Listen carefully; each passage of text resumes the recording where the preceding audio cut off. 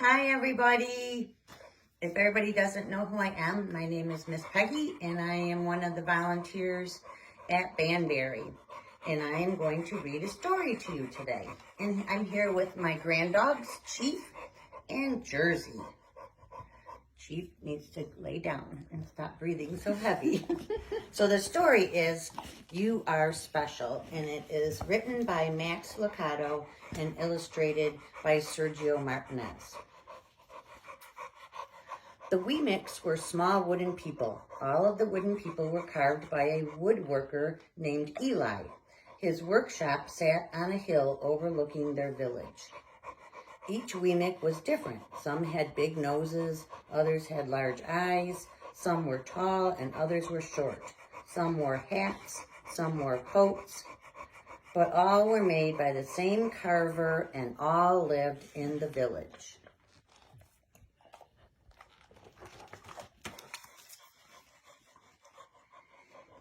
And all day, every day, the Weemics did the same thing. They gave each other stickers. Each Weemic had a box of golden star stickers and a box of gray dot stickers. Up and down the streets, all over the city, people spent their days sticking stars or dots on one another. The pretty ones, those with smooth wood and fine paint, always got stars. But if their wood was rough or the paint chipped, the Weemics gave dots. The talented ones got stars too.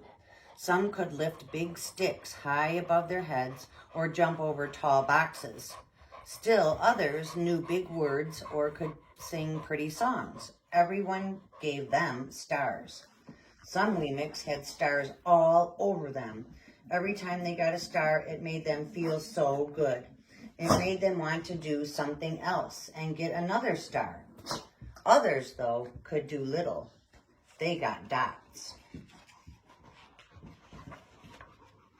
Punchinello was one of those. He tried to jump high like the others, but he always fell.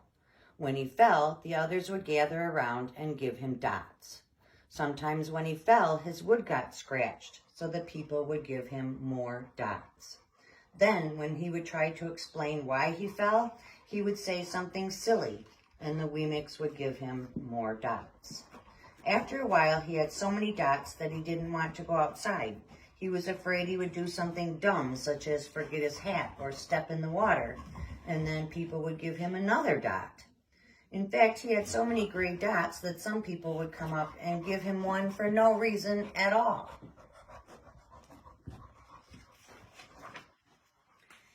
He deserves lots of dots, the wooden people would agree with one another. He's not a good wooden person. After a while, Punchinello believed them. I'm not a good Weemic, he would say. The few times he went outside, he hung around other Weemics who had a lot of dots. He felt better around them. One day he met a Weemic who was unlike any he had ever met. She had no dots or stars. She was just wooden. Her name was Lucia. It wasn't that people didn't try to give her stickers, it's just that the stickers didn't stick. Some of the Weemics admired Lucia for having no dots, so they would run up and give her a star, but it would fall off. Others would look down on her for having no stars, so they would give her a dot, but it would fall off. It wouldn't stay either. That's the way I want to be, thought Punchinello. I don't want anyone's marks. So he asked the stickerless Weemic how she did it. It's easy, Lucia replied. Every day I go see Eli. Eli? Yes, Eli, the woodcarver. I sit in the workshop with him. Why? Why don't you find out for yourself, she said. Go up to the hill. He's there. And with that, the Weemic who had no stickers turned and skipped away. But will he want to see me? Punchinello cried out. Lucia didn't hear, so Punchinello went home. He sat near a window and watched the wooden people as they scurried around, giving each other stars and dots. It's not right, he muttered to himself, and he decided to go see Eli. He walked up the narrow path to the top of the hill and stepped into the big shop. His wooden eyes widened at the size of everything. The stool was as tall as he was. He had to stretch on his tiptoes to see the top of the workbench. A hammer was as long as his arm. Punchinello swallowed hard. I'm not staying here. And he turned to leave. But then he heard his name. Punchinello! The voice was deep and strong. Punchinello stopped. Punchinello, how good to see you. Come and let me have a look at you. Punchinello turned slowly and looked at the big bearded craftsman. You know my name? The little Weemix said. Of course I do. I made you. Eli stooped down and picked him up and set him on the bench. The maker spoke thoughtfully as he looked at the gray dots. Looks like you've been given some bad marks. I didn't mean to, Eli. I really tried hard. Oh, you don't have to defend yourself to me, child. I don't care what the other Weemix think. You don't? No, and you shouldn't either. Who are they to give you stars and dots? They're Weemix, just like you. What they think doesn't matter, Punchinello. All that matters is what I think, and I think you are pretty special.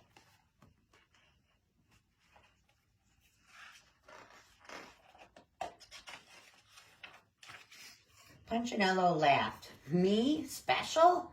Why? I can't walk fast. I can't jump. My paint is peeling. Why do I matter to you? Eli looked at Punchinello, put his hands on those small wooden shoulders, and spoke very slowly. Because you're mine. That's why you matter to me. Punchinello had never had anyone look at him like this, much less his maker. He didn't know what to say. Every day, I've been hoping you would come and see me, Eli exclaimed. I came because I met someone who had no marks, said Punchinello.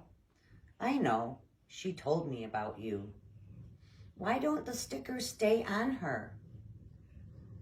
The maker spoke softly.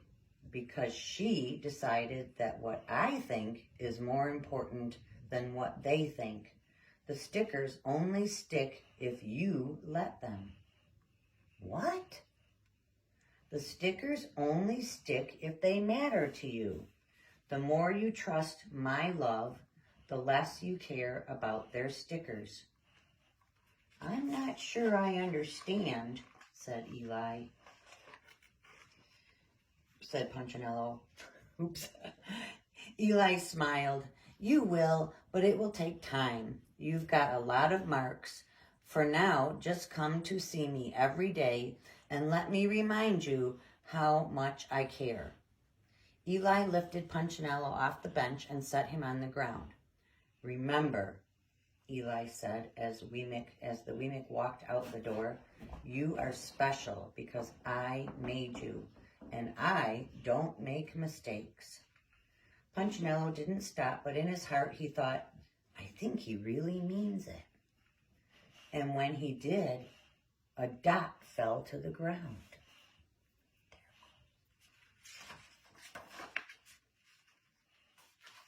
The end. I hope you all know how special you are and that we can't wait to get back together at Banbury and see our Banbury family, our horses, our cats, our trainers, our kids, and all of our volunteers. Miss you all. Bye.